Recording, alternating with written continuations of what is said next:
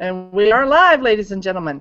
Hi, I am Tammy Neal. I'm here with a couple of the FullCirclePD.org crew, and we're going to let each other introduce ourselves, starting with Rick.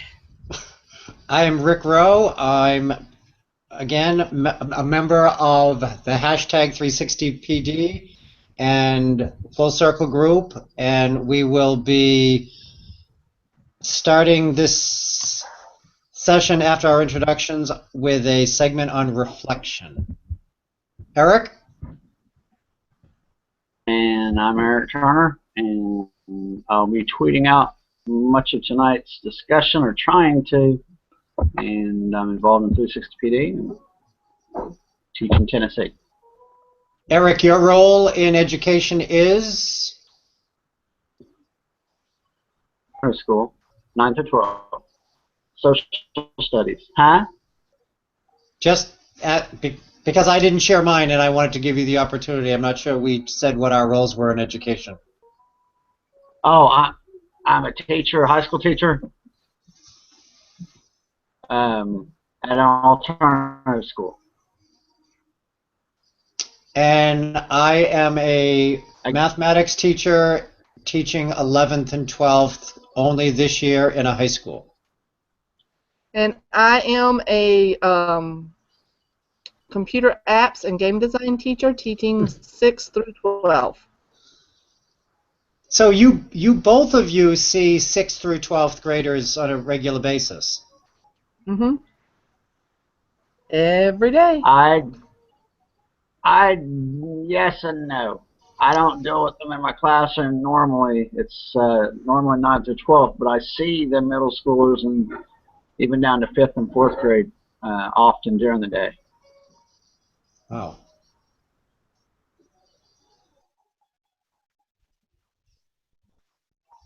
So Timmy, I was just going to say, should we mention what the topic is before we do our reflection? Yes. Would you like to do that? I was about to. So 2 weeks ago, on the 28th of January, Rick and I and another member of our team, Beverly Ladd, got together, and we were talking about the whole child. And so we wanted to take some time in the 2-week period to really start to make sure that we were looking at the whole child that was walking through our classrooms, that's walking down our hallways. And so the first portion that we're going to do tonight is talk about how that conversation led us to be much more acutely aware of the whole child in and around us. So is that about right, Rick? That nailed it. Very nicely done. Thank you. So and we get together a little bit. We meet in the off cycle. We do a private chat with the team, and we reinforce for each other what it is we should be looking for. So we help push each other through the week process. Sometimes it's easier to do than others. So last week it was a really nice conversation about what we were seeing, and so we wanted to share that with you for a little bit tonight before we move further into the idea of the whole child. So, Rick, why don't you share a little bit with us about your experience, and then I'll jump in and share mine, and we'll have Eric share his. Great. Several of the school days since the last time we did this, I've been snowbound and we haven't had school, but for the days that I have been with students, excuse me, I've been much more mindful of seeing them as a whole individual, a whole child, and not specifically a math student of ours. I really believe I did that more than I think I was, but I've been much more aware and keen to seeing them as an individual, a person, regardless of their current skill set in our math class.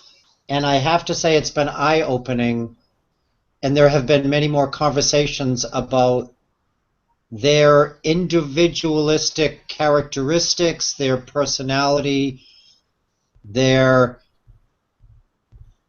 life outside of our classroom and how it impacts the learning in our classroom. And maybe I'm more aware of it now. Maybe it was happening before, and I hope I wasn't tuning it out.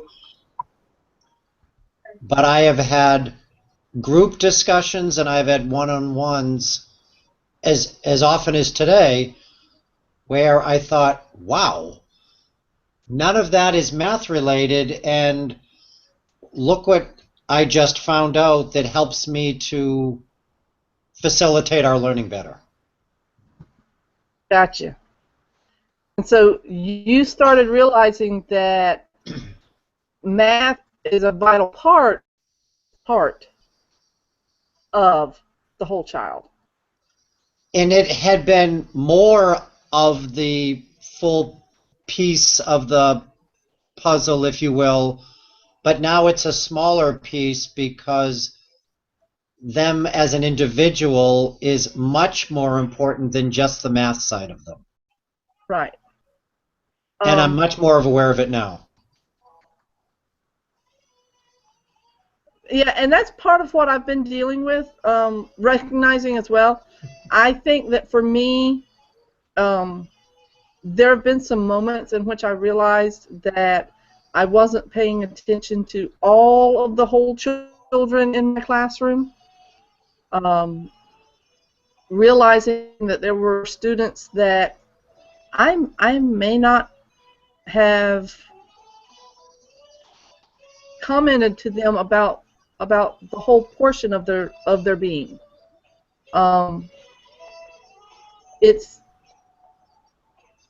eye-opening to realize there are students in your classroom that you didn't speak to, and that is what I hope is changing in my classroom.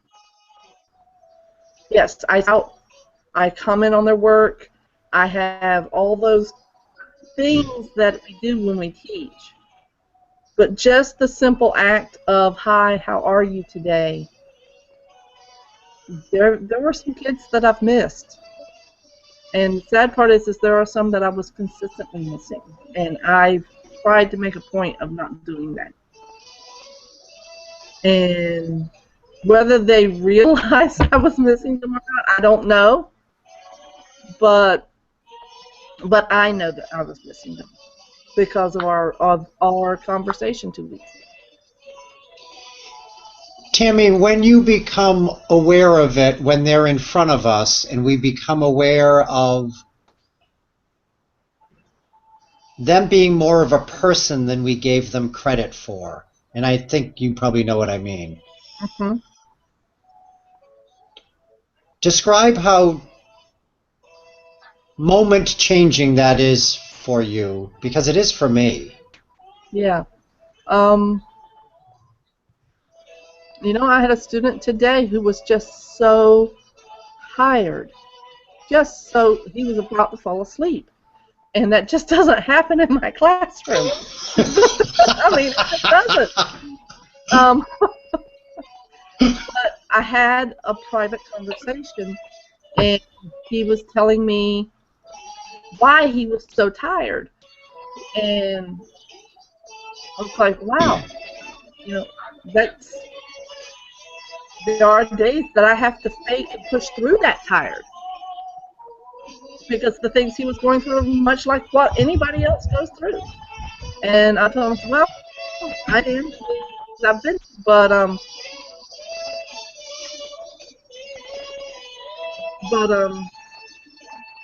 it was just that moment when he realized I realized he had a life. And it was just a really good moment. Was this somewhat new for you, or just a refresher? More of a refresher for me.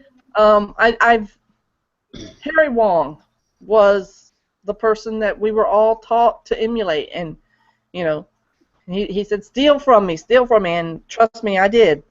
You know, and like we've before, meeting them at the door and hi, how are you, and welcome to class. And I actually Monday morning was so excited about them being there. I think they thought I was like something was wrong. It's 8 o'clock. You're excited we're here? I went, yeah, I'm really excited you're here.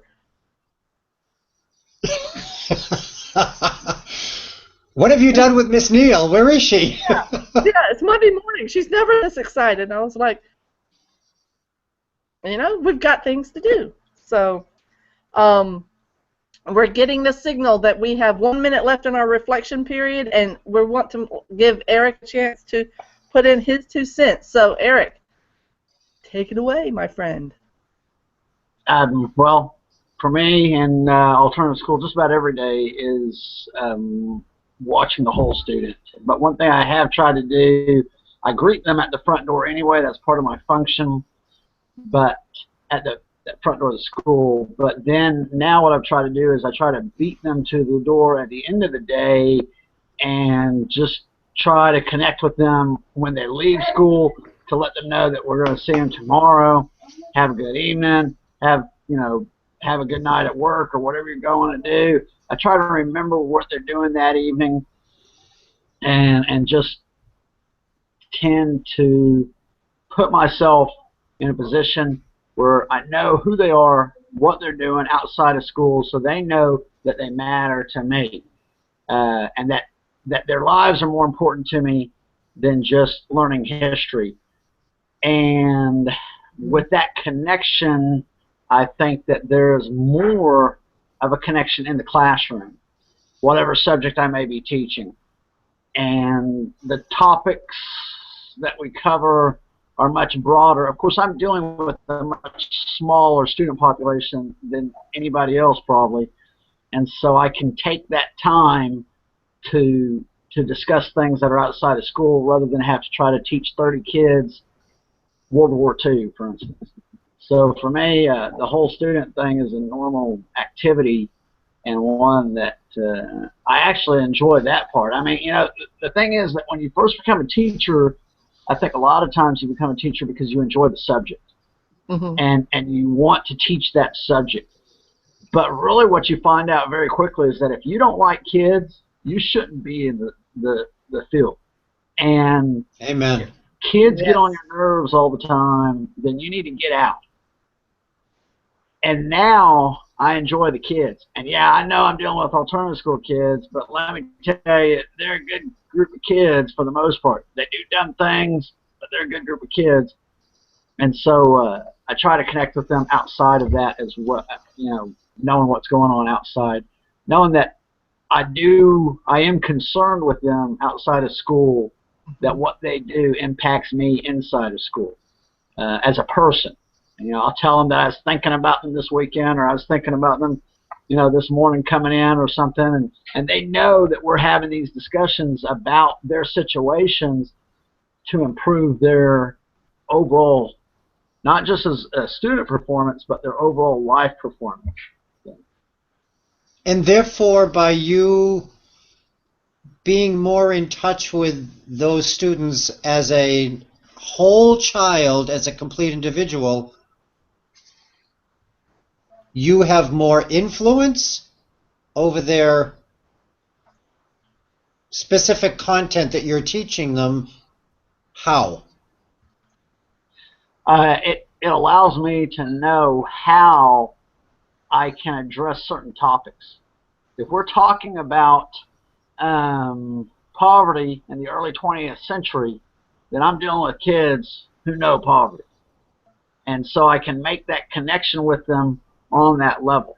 If I know kids who have a family member in the military and we're talking about World War I and the Spanish-American War or something, I can make that connection.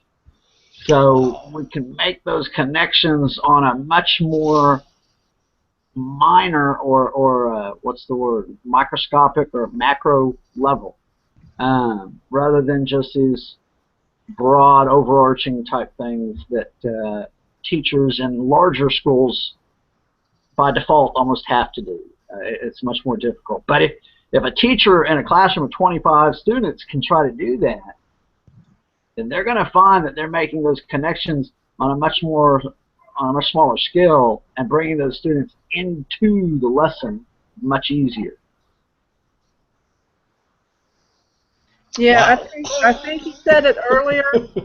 I tweeted it out. He said in our pre-show get-together that when you know the whole child, when you pay attention, the classroom management piece is so much easier because you know where they're coming from, and it's easier not to take things personal. I think a lot of us take things very personally in the classroom because it's ours. That's ours. That's our baby, and knowing the whole child it makes it a lot easier to be able to step back and say, okay, I understand why you're feeling the way you're feeling today, but we have these things to deal with, so let's work together. Work with me. Absolutely. If I know that a child is sick and has been sick, or that their little brother's been sick and throwing up the night before, and that they had it last week, then I can I am much better and much more able to say, hey, you know what? Let's kind of take things easy for today, and you try to rest because I know that how things are going, and we'll attack this later on. Or, hey, why don't you just do this? Once you do that, we're done, and you can put your head down or whatever. You really can't do that in a larger classroom. But I keep saying that, but by the same token, you can if you know the students, Right. And if you know the students and the students know that you are trying to know them, then you don't have to justify to them why you're doing something with a specific student and not to them. There is no question of being fair or unfair because they already realize that you're fair to everyone, and you'll cut them a break when they need a break, and you won't when they don't. Yep. Which leads perfectly into our next question.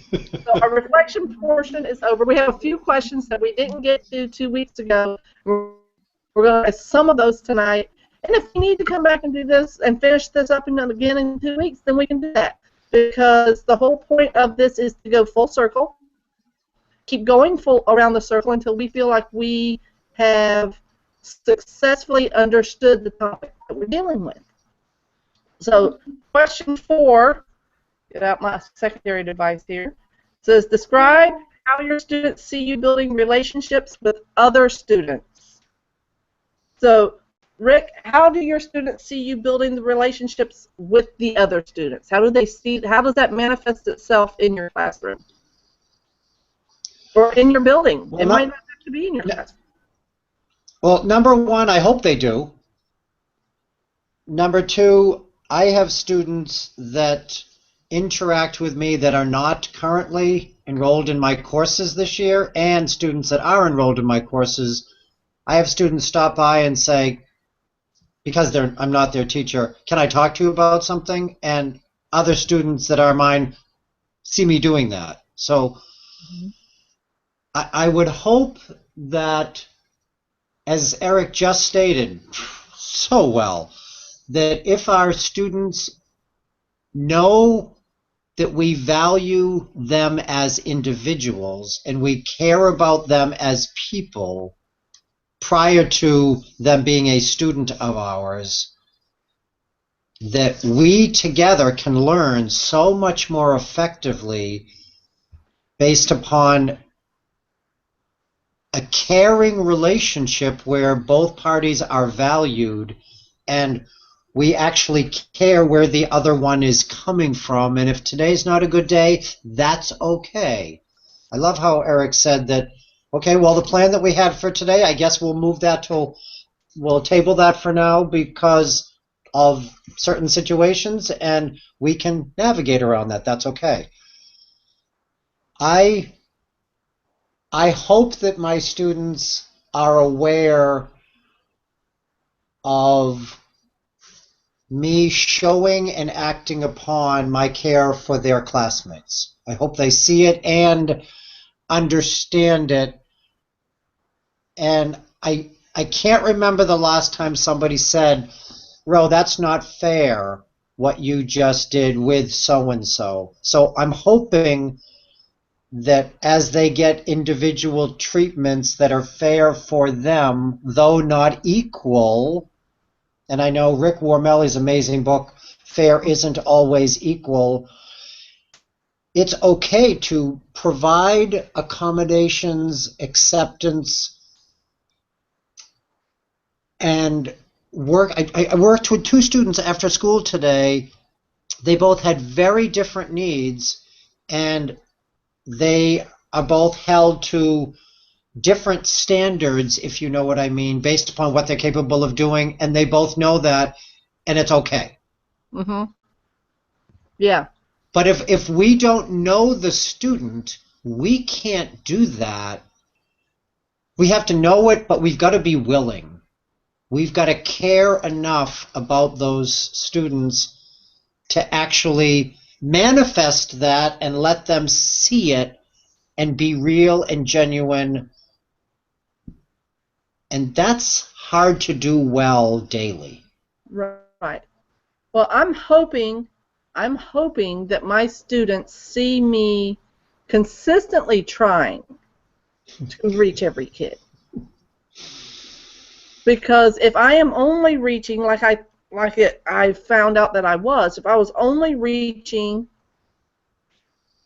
the first 4 rows of my students, and I was always leaving out the back row, and that's not necessarily the kid part, but if I was always leaving out the back row, then how would they feel welcome in my room? Why would they want to come in if I was a teacher who consistently pretended or treated them as if they weren't there? And I want to be consistent in that. Every kid knows that when they walk across my threshold, and it might be the threshold to my hallway, it might be the threshold to my classroom, it might be across the campus line in the school, that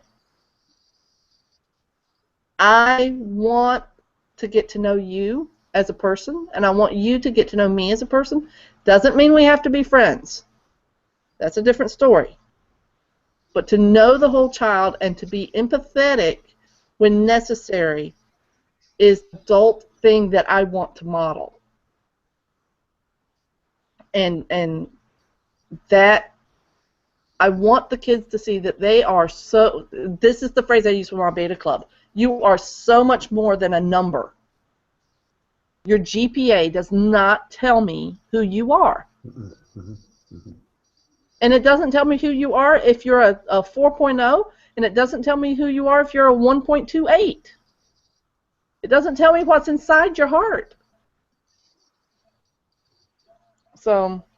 And the content doesn't matter if we can't reach the individual. Right. If I'm not treating the students in front of me, and Tammy, as you said, all of them, if I'm not valuing and respecting all of them, then we're not succeeding. We're not nurturing the individual, regardless of what subject we're teaching.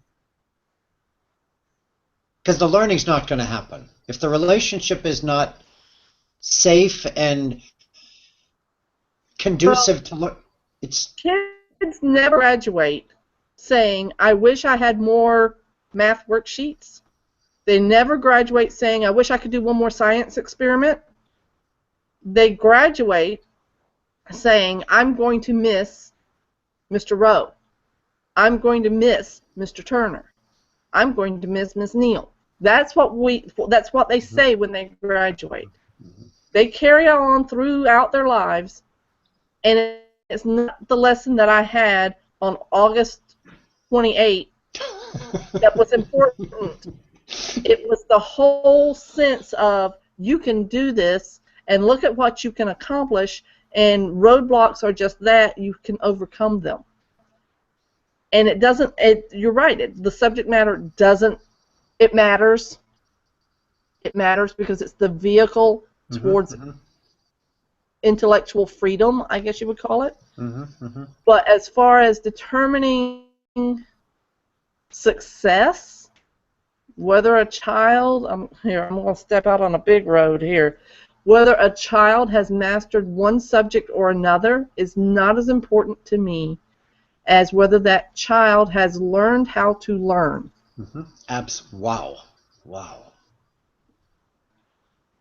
Because if you don't know algebra, you can still figure that out when you're 23, 35, 84, if you want. But if I haven't helped you learn how to learn algebra, or helped you learn how to do game design, or whatever it is I'm supposed to be helping you learn how to do, if I haven't taught you how to learn how to teach yourself, then I'm not successful. Tammy, that you just brought a student to mind that graduated a couple of years ago, and as you were describing that scenario, I could see him. He walked up to me at graduation, and he had given me his senior picture, and he had written on the back, "I hope you don't mind me telling you this, but I didn't learn as much math from you as you're probably hoping I did, but I learned way more about life from you than math. Please don't hate me for this." I was dumbfounded with that statement, but when he brought his parents over to meet me at graduation, I'm probably going to lose my composure, but so be it. He said, "Mom, Dad, this is the guy I was telling you about that saved my education, and he's why I didn't drop out." So, Tammy, we won. We reached him as a person, even though he's like, "Ro, the math didn't matter to me. I did not get the math from you. I got other stuff. I learned about life. I will pick up the math later," and I'm paraphrasing what he said, but Right. We reached him as an individual. Now he's a contributing member of society. He can learn the algebra later. Yeah. But Yeah. he gets life because we showed him that we valued him as a person. Right. You showed him what was possible. That's what you did. You gave him a future that he could look forward to and not regret. So, Eric, join us. What do you have to say as we are wrapping up? We encounter that from time to time as well. And recently, Rick, your story reminded me of a student that we had last semester. I believe it was last semester, even last year, I think. And he was going to drop out as soon as he turned 18. And that was last semester. He's going to drop out when he turned 18. And he could not read. He was a senior. And he could not read above a first grade level. And he was back to us for about the fourth or fifth time.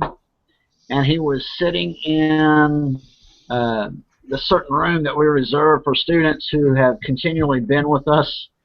And the teacher in there, he was the only one in there, and him and the teacher began talking, and just, you name it, they would talk about it. And over the course of a few weeks, that student finally opened up and told the teacher that he would like to learn how to read. But he had never been encouraged to. All of his teachers had basically shot him down, and even his home life was in such a situation that he could not open up about wanting to learn to read. When he graduated, we all pitched in and bought him a complete set of, I want to say they were Gary Paulson books, but they might have been the Harry Potter books. I can't remember which set we bought, but it was pretty incredible. He went from a first grade reading level up to about a fifth or sixth grade reading level in a course of a few months, and he ended up graduating and not dropping out. And so when you get to know the students, and this is a back row student. I mean, this kid is definitely a back row student. It's amazing how they will open up and what they will say and what they will do for you. But when you don't, you can forget it. And I think I just went dark. Okay, I'm not sure what that means, but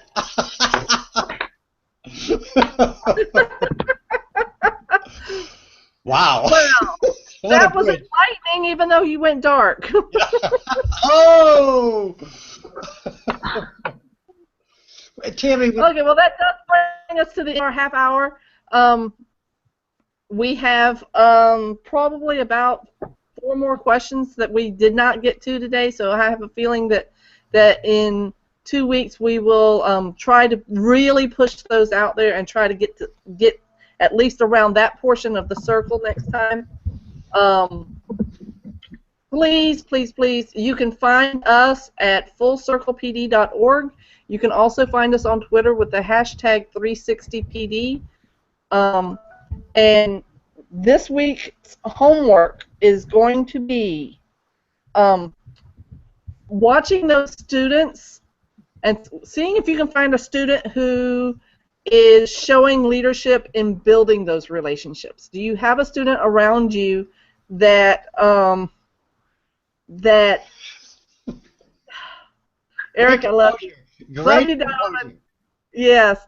Do you have a student around you that consistently tries to reach those students that don't reach? Do you have someone on your campus in the student body? So are we saying And emerging student leaders? Yes. There you go. There you go. Okay. So You identify the and it's- emerging student leaders that are trying to, nice.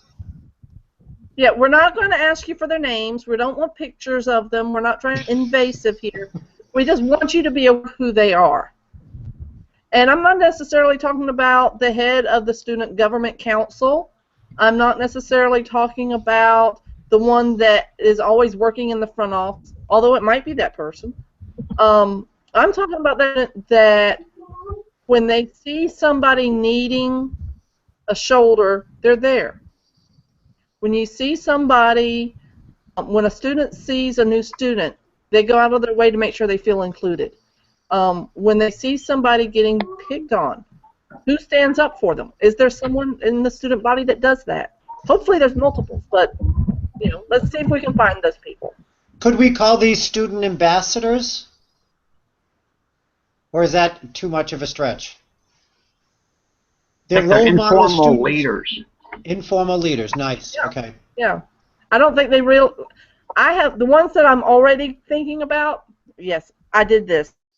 The ones I'm already thinking about probably don't see themselves as leaders yet. But we do. If we see the whole child, we might.